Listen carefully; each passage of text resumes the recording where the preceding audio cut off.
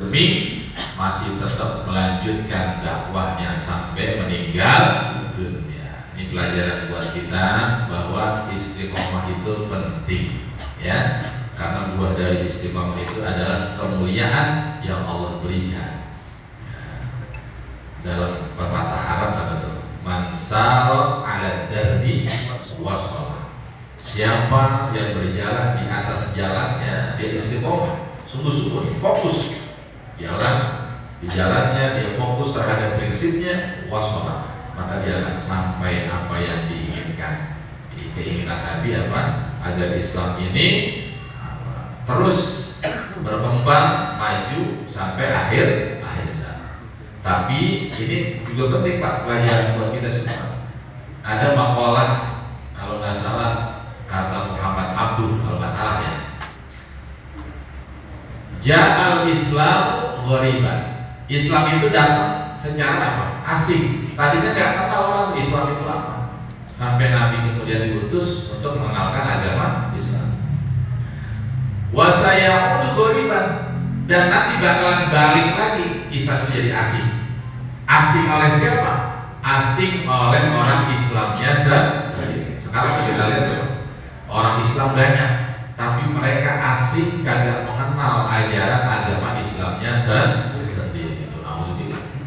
Berapa banyak orang ditanya ngakunya Islam, disuruh baca Quran kagak bisa, kan malu ya. Berapa banyak orang ditanya Islam tapi nggak pernah sholat. Jadi Islam itu akan menjadi asing oleh orang Islamnya sendiri. Maka alhamdulillah kita masih bisa menguatkan kita sekarang, biar kita nggak jadi orang asing dalam agama kita sendiri, bisa hadir di majelis ilmu, menambah ilmu pengetahuan, biar kita betul-betul Islamnya sampai meninggal dunia ini wala tamutunna illa wa antum muslimun. Betul-betul kita Islam sampai meninggal dunia, insya Allah meninggal dalam keadaan husnul khatimah. Alam naj'al lahu 'ainain. Kemudian Allah memberikan pernyataannya, alam naj'al lahu 'ainain. Lengkap ya. Ayahsabu allam yarahu ahad. Apakah manusia itu mengira bahwa tidak ada seorang pun yang melihat perbuatan kejelekannya gitu ya, perbuatan yang bisa merusak atau menantang agama Islam. Kemudian Allah berikan pernyataan alam naj'al lahu 'ainain. Bukankah aku jadikan bagi dia atau bagi mereka dua mata? Dua mata ini untuk apa? Melihat mana yang benar, mana yang salah. Mata kita bisa melihat mana yang benar, mana yang salah. Walisanan wasyafatain, dan Allah juga jadikan kita manusia lidah dan dua mulut kita. Lidah biar bisa bicara, kemudian Allah berikan apa? Mulut kita. Ini salah satu semua adalah nikmat Allah Subhanahu wa Ta'ala. Jadi orang kafir Quraisy suruh lihat oleh Allah, dia diciptakan, diberikan mata, diberikan mulut, lidah, biar dia apa? Berpikir. Jangan sampai matanya, mulutnya, lidahnya mata yang sinis terhadap Muhammad, Nabi kita maksudnya. Jangan sampai lidahnya mencaci maki Nabi Muhammad, maksudnya begitu. Wahadaina najdain, dan kami tunjukkan dia an-najdain, dua jalan. Apa maksudnya di sini? Ayat tariqaini, dua jalan, tariqal khairi wa syarr, yaitu jalan kebaikan dan jalan keburukan. Nah, di dunia ini pasti ada dua pasang, itu sunatullah itu Pak. Ya. Ada langit, ada bumi, ada mati, ada hidup, ada kanan, ada kiri, ada baik, ada buruk. Itu sudah sunat. Ya. Pasti ada yang berlawanan di dunia ini, yang menjadi kita sebagai muslim diberikan akal oleh Allah Subhanahu wa Ta'ala memilih jalan-jalan kebaikan, yaitu jalan-jalan ketaatan kita kepada Allah Subhanahu wa Ta'ala.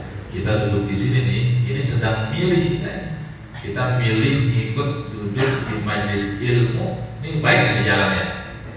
Sementara di luar sana ada orang yang belum mendapatkan hidayah untuk melakukan kebaikan, masih asik duduk nongkrong ngopi. Kayaknya asik banget kalau ke majelis itu asik. Ikut yuk kemana? Ngaji, udah asik banget. Ya, padahal orang Islam itu. Ya. Kita alhamdulillah jangan sampai jadi orang asing dalam agama kita sendiri. Ya, karenanya penting sekali bisa duduk silaturahmi seperti ini dalam rangka meningkatkan kualitas iman dan takwa kita kepada Allah Subhanahu wa taala, tentunya menuju jalan kebaikan. Kalau sudah menuju jalan kebaikan, kalau Allah ridhoi di situ, maka Allah akan berikan surga. Radhiyallahu anhum wa radu anhu dzalika liman khasyya. Ya, Allah meridhoi kita. Ya, kita juga redha kepada Allah sebagai Tuhan kita. Ya, dzalika liman khasyya rabbah. Yang bisa mendapatkan keridhaan Allah itu adalah bagi mereka yang punya rasa takut kepada Allah Subhanahu wa taala. Padahal Pak, Allah itu punya surga, punya neraka. Ini dua jalan juga kan? Jalan surga dan jalan neraka. Neraka itu kan panas. Ya, gambarannya api di dunia aja Pak, panas, apalagi api di neraka. Nah, ini gambarannya. Tapi banyak orang-orang kita yang romannya kagak takut sama Allah. Ya, yang romannya kagak takut sama neraka. Padahal tahu dia. Tapi kalau ditanya, ini yang bada-bada nih, kalau ditanya besok lu matinya mau masuk apa? Jawabannya mana? Surga. Tuh, ya. Ditanya jawabannya pengen surga, tapi perbuatannya tidak mencerminkan perbuatan kebaikan dan ketaatan yang bisa mengarahkan dia kepada surganya Allah Subhanahu wa taala. Maka satu doa Nabi yang sering saya sampaikan, nama doanya Jawami'ul Kalim, ya, doa-doa yang singkat, yang ringkas tapi mengandung makna yang begitu dalam. Di antaranya Nabi pernah berdoa, Allahumma inni as'alukal jannata wa ma qarraba ilaiha min qaulin wa amalin wa niyatin wa i'tiqad. Kalau nggak hafal pakai Indonesia aja. Ya Allah, saya minta surga, tempatnya saya di surga. Wa ma qarraba ilaiha, dan hal-hal amal-amal yang bisa mendekatkan saya ke dalam surga dari apa aja? Min qaulin, ucapannya, wa amalin, amal ibadah kita, wa niyatin, niat kita yang ikhlas, wa i'tiqadin, kekuatan tauhid kita kepada Allah Subhanahu wa taala. Ucapan yang baik-baik, amal-amal saleh yang kita kerjakan, niat ikhlas kita itu menjadi nilai di hadapan Allah Subhanahu wa taala, semuanya mengarahkan ke surganya Allah Subhanahu wa taala. Dan juga mohon dihindarkan wa a'udzu bika minan nar wa ma qarraba ilaiha min qaulin wa amalin wa niyatin wa i'tiqad. Dan saya mohon kepada Engkau ya Allah, jauhkan saya dari api neraka dan hal-hal yang bisa membawa saya kepada neraka. Min qaulin, sama ucapan juga Pak, bisa jadi neraka nih, bisa akibatkan kita jadi masuk ke neraka, menghina orang, menjadi maki orang, yang jelek-jelek itu, ya, bisa membawa kita ke neraka. Ya. Wa amalin, amal-amal jelek kita, maksiat kita. Wa niyatin, niat kita, niatnya kagak ikhlas, ada yang riya, ada yang ujub, ada yang takabur, udah penyakit hati banyak banget. Ya, kelihatannya doang kita ini pakai peci, pakai baju, hatinya apa? Kotor. Nauzubillah. Ya, munafik itu namanya ya.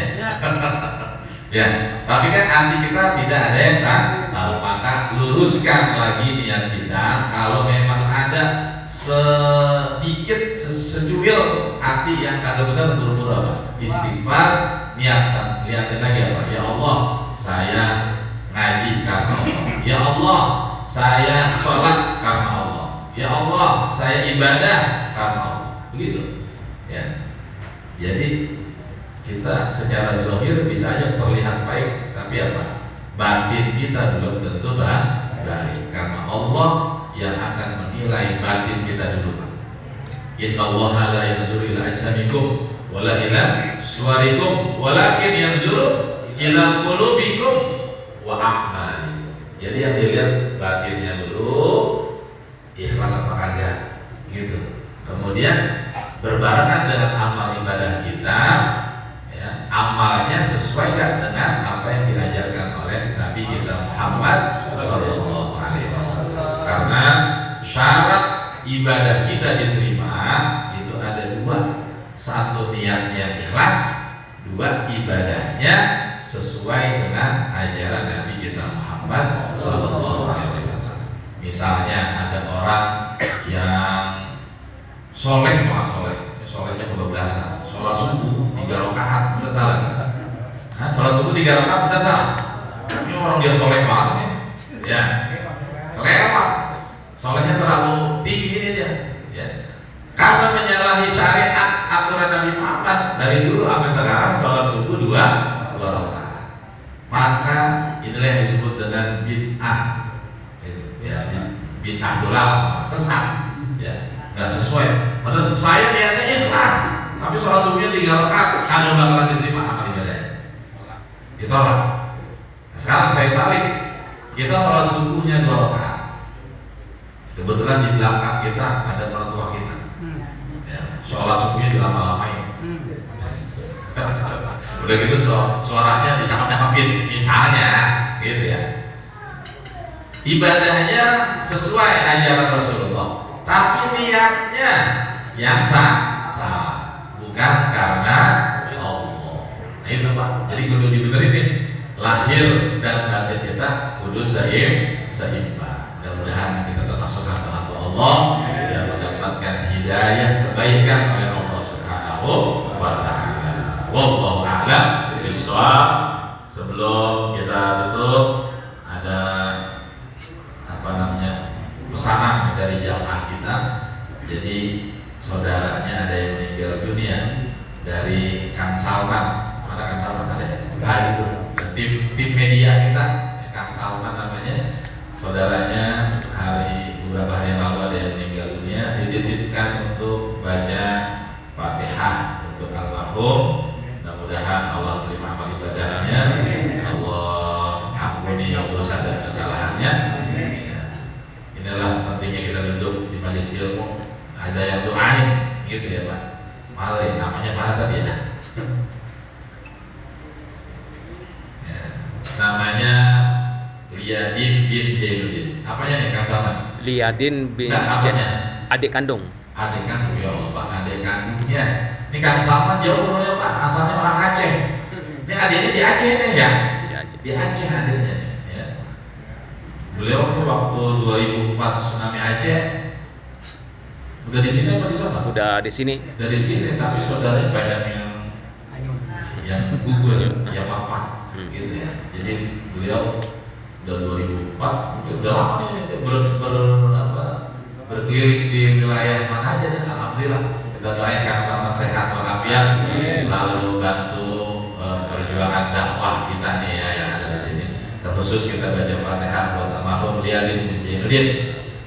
An-Nawla Bismillahirrahmanirrahim. Al-Fatihah. A'udzubillahi minasyaitonir rajim. Bismillahirrahmanirrahim. Alhamdulillahirabbil alamin. Arrahmanirrahim. Maliki yaumiddin. Iyyaka na'budu wa iyyaka nasta'in. Ihdinas siratal mustaqim. Shiratal ladzina an'amta 'alaihim ghairil maghdubi 'alaihim waladdallin. Amin. Dan pengumuman untuk malam Kamis, malam Selasa depan, insya Allah di markas ya, kembali ke tempat. Udah lama nih ke tempat saya lagi ya, jadi udah 2 bulan dari tempat saya